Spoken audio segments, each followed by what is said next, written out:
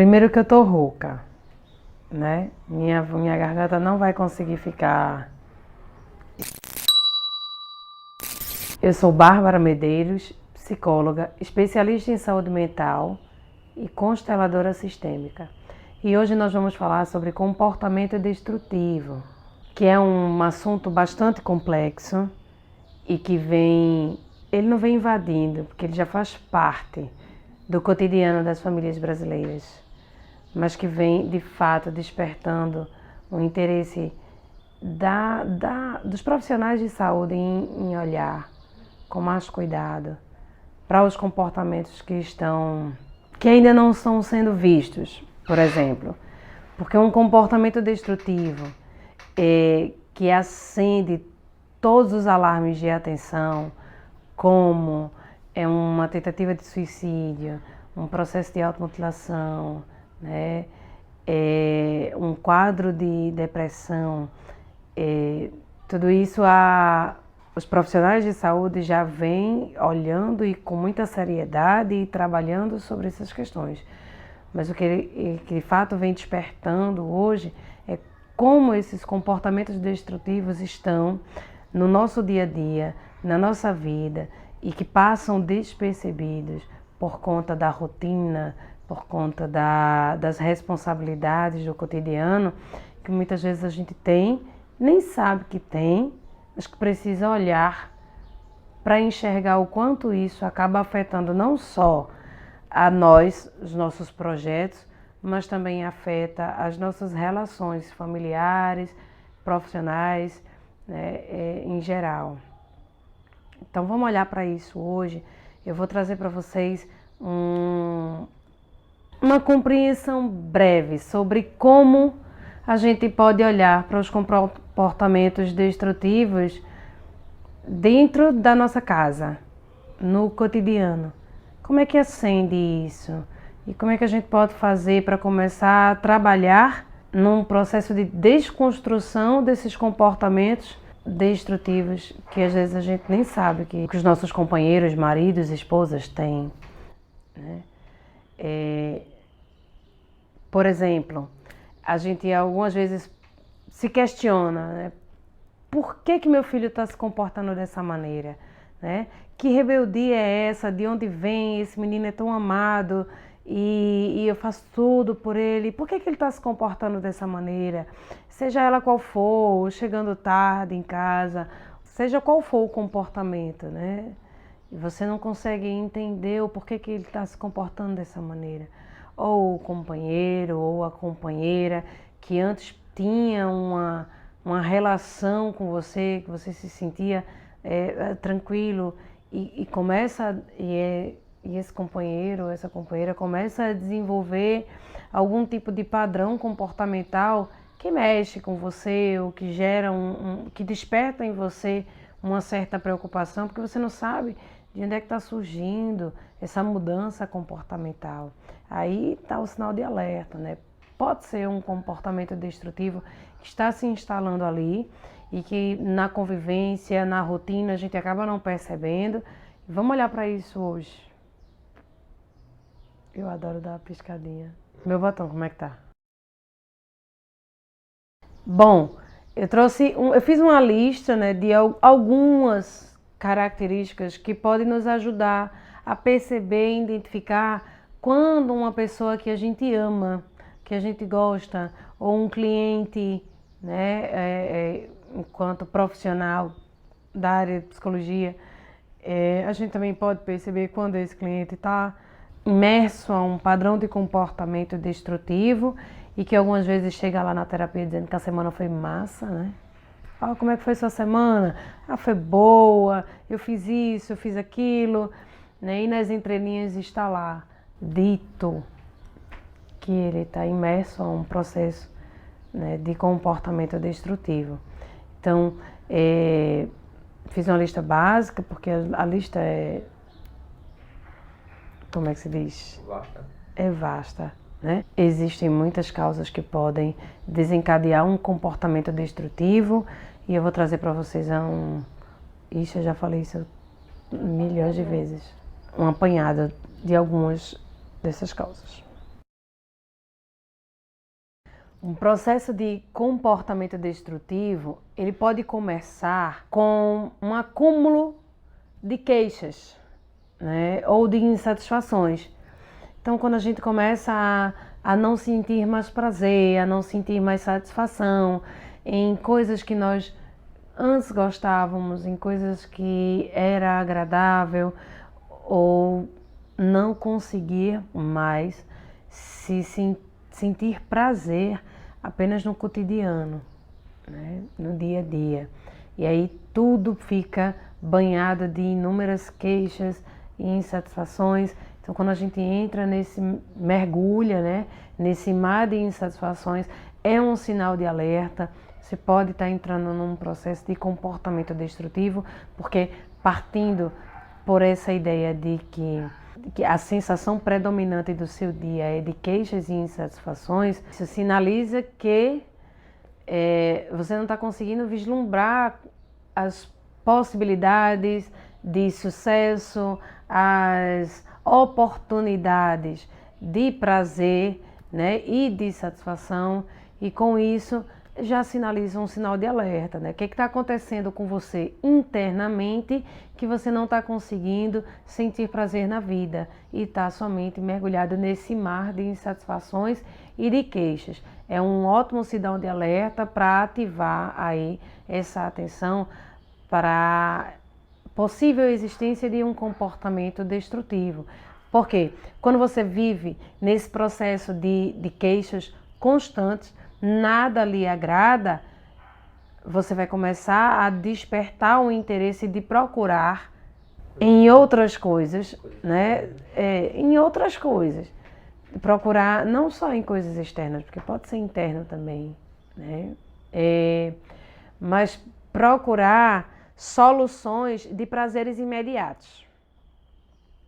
Se o meu cotidiano, se a minha vida, se a minha rotina, né, se a minha história não me é prazerosa e não me gera mais satisfação e eu vivo mergulhada nesse mar de queixas, a tendência é que eu siga para um caminho de estar procurando soluções de prazeres imediatos. Aí a pessoa começa a desenvolver a crença que só consegue sentir satisfação na vida com prazeres imediatos, né, com soluções imediatas. A gente pode trazer os exemplos dos vícios, da dependência emocional, achar que só vai conseguir sentir prazer na vida se tiver o aval, a presença de uma determinada pessoa, ou se tiver sanando ou tapando esse vazio existencial com algum objeto que provoca vício, dependência. E aí a pessoa acaba entrando num processo de escravidão das suas emoções, né? É um sinal de alerta, precisa ser bastante cuidado, né? E percebido, porque dentro de casa, às vezes a rotina nos impede de enxergar a essência de quem convive com a gente. E a gente acaba perdendo esse contato com a essência de quem nos é mais importante. Um outro sinal é para a gente começar a ativar e levantar as anteninhas aí, que pode desencadear um comportamento destrutivo, é a procrastinação, né? E a procrastinação deriva muito daquele processo de auto-engano, né? Eu sei que eu tenho alguma coisa para fazer, mas daqui a pouco eu faço, depois eu faço, né? E sem nem perceber esse processo de barganha com o tempo, né, acaba nos levando, consequentemente, a desenvolver um comportamento destrutivo, e isso é importante ser trabalhado. O que tem que ser feito, que seja feito, que não se deixe para depois, porque quando a gente deixa alguma coisa que precisa ser feito para depois, no futuro nós acabamos sobrecarregados, né, com a demanda que tem que ser realizada. Além de estar sobrecarregado com um acúmulo de tarefas, o tempo é curto para a realização dessas tarefas, e aí você entra no ciclo de autossabotagem, tentando se livrar dessas responsabilidades a todo custo. Não é saudável isso. E por que eu digo que o processo de procrastinação é um auto-engano? Porque quanto mais você justifica tempo e escolhas para adiar as responsabilidades, mais você entra num processo de acreditar no que é irreal. E isso gera sofrimento emocional. Porque quando, de fato, chega um ponto que não tem saída, nós precisamos olhar para a realidade. E quando a gente passa a olhar para essa realidade, cai a ficha, né? A perda de tempo, a falta de produtividade, aí gera o medo de não conseguir realizar os seus projetos, gera o sentimento de culpa por não ter feito, não ter realizado, não ter alcançado o seu propósito. Mas aí é mais um ponto, né? Ou é mais uma possibilidade que pode gerar um comportamento destrutivo. E que precisa ser trabalhado, hein? Desconstruídos. A gente vai fazer um vídeo só sobre procrastinação, para a gente aprofundar mais sobre isso e entender como que esse auto-engano da procrastinação, ele ferra com a vida da gente. Um outro ponto que precisa ser visto, e que eu já falei, né, no início, quando as queixas e as insatisfações, a gente pode acabar achando que precisa de alguém do nosso lado, né? Ou de algum objeto externo para poder sanar as nossas angústias, que é esse o terceiro ponto que eu trago, são as dependências, né? As dependências também são um dos principais causadores desse padrão de comportamento destrutivo. E a gente de cara já consegue ter uma facilidade de identificar, né? Quando algumas pessoas ao nosso redor ou quando nós estamos imersos em algum tipo de dependência, é mais fácil para identificar, porque esse processo de dependência emocional ou os vícios faz com que a gente fique realmente preso, escravo do contato com esse tipo de prazer imediato. Então, é mais fácil para a gente identificar, mas não é tão fácil da gente desconstruir esse processo de dependência emocional, né?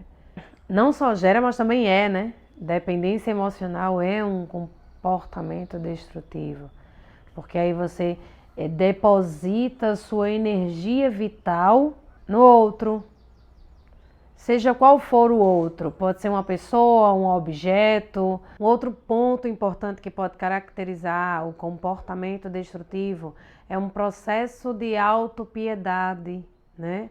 É um processo de estar sempre justificando os seus comportamentos e se colocando no lugar de vítima o tempo todo. Isso é um padrão sabotador, né? Quando a gente não se responsabiliza pelas nossas escolhas, pelas nossas atitudes e está sempre ali argumentando no lugar de vítima que os nossos comportamentos só foram causados porque você que provocou, né? Eu só reagi assim porque você falou assim. Eu só me comportei dessa maneira porque você me provocou. Então, quando a gente fica muito nesse lugar de vítima, é importante tomar cuidado, porque isso caracteriza um comportamento destrutivo, né? E você fica sempre trazendo para outras pessoas esse lugar de responsabilidade sobre os seus sentimentos. Isso não é saudável. Quando eu entro num processo de ofertar ao outro a responsabilidade pelo que eu sou, pela minha essência, pela minha existência, eu me anulo enquanto responsável pela minha própria história. E isso provoca um processo de alienação total sobre o seu eu, né? Isso determina um comportamento destrutivo. Eu preciso desconstruir esse tipo de comportamento tomando atitudes de trazer para mim a responsabilidade sobre quem eu sou, né, e sobre minhas escolhas, inclusive assumir a responsabilidade de arcar com as consequências de minhas escolhas. Se eu não tiver condições de arcar com as consequências de minhas escolhas, eu não vou conseguir desenvolver maturidade para responder sobre mim e para construir, seja qual for o tipo de objetivo, propósito e meta que você tenha na sua vida. Outro ponto. Saiu do foco. Não. Vá. Minha sandália havaiana tá aparecendo. Agora não, apareceu quando tu trocou. Aí tu fala de novo. Tu corta minha sandália havaiana, pelo amor de Deus. Porque gravando é assim mesmo. Gravando a gente fica bonita daqui pra cima e embaixo a gente usa a havaiana. E o último tópico que eu trouxe, mas vou reforçar. Existem inúmeras variáveis que podem provocar comportamentos destrutivos, mas esse é o último que eu vou trazer, é o sentimento de culpa, né? Seja qual for o tipo de realidade ou de experiência que se viveu, seja traumática ou que tenha sido traumática na nossa vida, quando nós ficamos presos ao sentimento de culpa, nós não nos damos a oportunidade de ressignificar esse sentimento e transformá-lo em algo que pode ser construtivo para nós. Porque toda e qualquer vivência ou experiência negativa na nossa vida, a gente pode utilizar como um ponto de partida construtivo para a nossa história. Dores todo mundo tem. Traumas todo mundo já passou e até precisa passar para poder amadurecer, né? Enquanto sujeito na Terra. E quando a gente fica preso ao sentimento de culpa por alguma dor vivida lá no passado, nós não nos damos a oportunidade de enxergar as possibilidades de aprendizado que podemos adquirir com uma dor que foi vivenciada lá atrás, né? Então, o sentimento de culpa é um dos sentimentos que mais nos sabota, né? E que pode acabar afetando a nossa descendência. Porque quando a gente não consegue liberar e desconstruir ou ressignificar o sentimento de culpa dentro de nós, nós transparecemos esse tipo de consciência, né? E transmitimos esse tipo de consciência para a nossa descendência e eles acabam internalizando esse sentimento de culpa com muita fidelidade, né? E levando para a vida deles essa honra, um sentimento de culpa que não é deles. Então é importante a gente parar e pensar o que aconteceu na minha vida ou que tipo de atitude eu tomei na minha vida que me gerou vergonha, culpa ou medo e o que eu posso fazer com isso. Porque já falei para vocês, nós somos responsáveis pela nossa história, pelas nossas escolhas e pelas consequências dos nossos atos. Então, se eu identifico em mim algum tipo de sentimento de culpa ou vergonha ou medo, eu sou responsável por transformar esse sentimento em oportunidade de crescimento. Bom, agora nós vamos partir para o entendimento do que acarreta alguns desses exemplos que eu dei para vocês, né, e que provoca o comportamento destrutivo. O que acarreta esse comportamento destrutivo? Depois de a gente saber o que pode provocar esse tipo de comportamento destrutivo, eu trouxe para vocês 4 exemplos, né, do que esse comportamento destrutivo pode acarretar. Né? Então, o primeiro dele é o desequilíbrio emocional. Então, quando a gente está preso a um tipo de comportamento destrutivo, uma das consequências disso é a desestabilidade emocional. Então, qualquer coisa que acontece, que entra em confronto com nossas ideias, com a nossa programação, seja lá, nossa programação diária, né? Aquilo que a gente planeja, que for contrariado, facilmente há uma desestabilidade emocional, né? Entramos num processo de desequilíbrio emocional, porque estamos dentro ou imerso a um padrão de comportamento destrutivo. Então, isso acaba nos deixando frágeis emocionalmente e qualquer coisa que aconteça que impacte diretamente no nosso eu, né, na nossa emoção, gera desestabilidade, gera desequilíbrio e a gente acaba não tendo maturidade para poder reagir a situações que são contrárias às nossas ideias e que é normal, que é natural e que é bacana quando a gente se depara com situações que não são o tempo todo favoráveis aos nossos pensamentos, até porque é nesse processo de entrar em contato com as contrariedades e com as adversidades que nós temos a oportunidade de crescer e de amadurecer e de conhecer novas perspectivas de vida, né? E quando nós não temos maturidade para gerenciar nossas emoções, enxergando essa oportunidade de crescimento, é um importante sinal, né, de que essa desestabilidade emocional, essa incapacidade de gerenciar nossas emoções é um sinal de que nós podemos estar aí, né, mergulhados nesse padrão de comportamento destrutivo, né? Um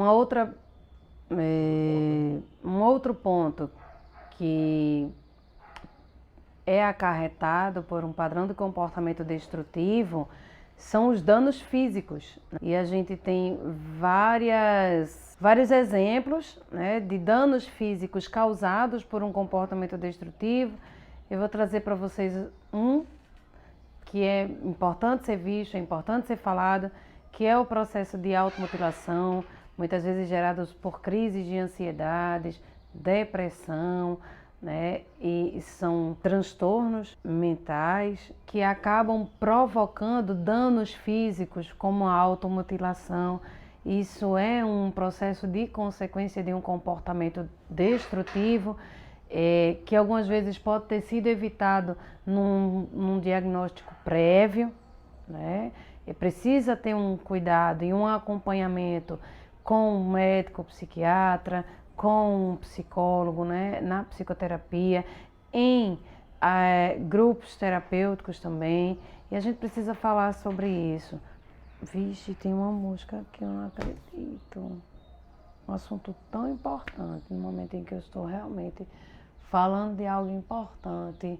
Não dá para querer ser o terapeuta de si mesmo quando chegamos a um estágio tão grave e tão sério de danos físicos consequentes de padrões de comportamentos destrutivos. É importante ir procurar ajuda e ajuda profissional, porque esse assunto é muito sério. Então, se você conhece alguém que acaba se machucando, retalhando o seu corpo, ou com pensamentos suicidas, num quadro depressivo muito grande, incentive essa pessoa a ir para um profissional, vá na terapia, procure ajuda, isso é saudável sim.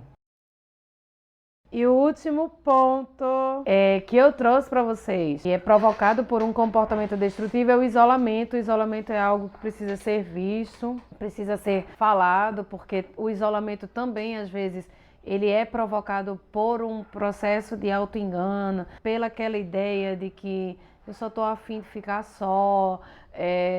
Muita gente acaba usando essa justificativa como se fosse uma coisa boa. Eu sou antissocial. Eu não gosto de ficar rodeado de muita gente, não. Por quê?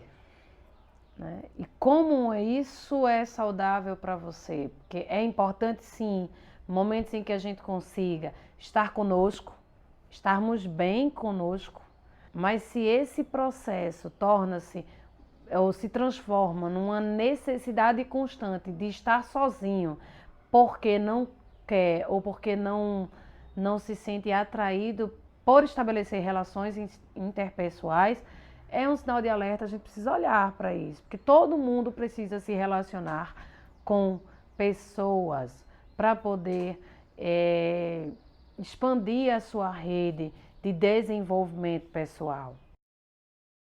Existem momentos que você, né, gosta e precisa estar com você, né, para se integrar, para estar, né, no seu eixo. Se curtindo, né? E se curtindo, e isso é muito bom, né? Mas quando o processo de estar sozinho transforma-se em isolamento pela incapacidade de se relacionar com outras pessoas, isso precisa ser visto, precisa ser olhado e precisa sair desse campo do auto-engano. Porque eu gosto de estar só, é importante se questionar. Se eu gosto de estar só o tempo todo, é por quê? O que é que me passa na mente de estar só o tempo todo? E aí tem vários exemplos, né? Das pessoas acabam utilizando argumentos como as pessoas não me entendem, eu não me sinto compreendido pelos outros. Toda vez que eu falo, as pessoas distorcem, né? As pessoas falam muita besteira, né? E às vezes é bom falar besteira também, né? O que mais que eu queria falar? Você me desfocou esse negócio de falar besteira. Eu gosto tanto que eu até me perco. Tá, então eu concluí. É isso aí. Pronto, então é isso, gente. Comportamento destrutivo é algo sério, é algo que precisa ser falado, ser visto, ser analisado, ser percebido, né? E tratado. Não adianta a gente só saber que tem algumas pessoas ou que nós temos comportamentos destrutivos, identificar quais são, ou saber que alguém do nosso lado tem um padrão de comportamento destrutivo e não fazer nada, né?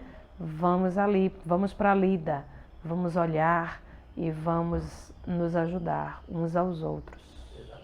E aí tu conclui, né?